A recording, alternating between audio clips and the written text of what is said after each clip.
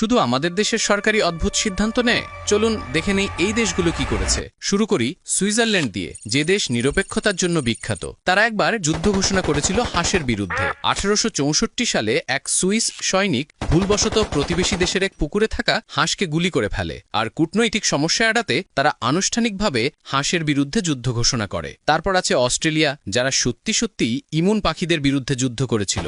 সৈন্য, machine gun সবকিছুই ছিল, কিন্তু কি হলো জানেন? ইমুরা জিতে গেল। এদিকে 1970-এর দশকে সৌদি আরব পরিকল্পনা করেছিল অ্যান্টার্কটিকা থেকে বরফখণ্ড টেনে খাবার পানির যোগান দেবে।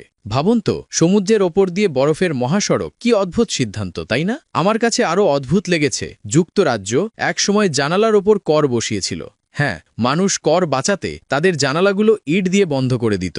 স্নিগ্ধ বাতাস, তখন সেটা ছিল বিলাসিতা। এবার বলেন, আমাদের দেশ এখন পর্যন্ত সবচেয়ে হাস্যকর কি কাজ করেছে?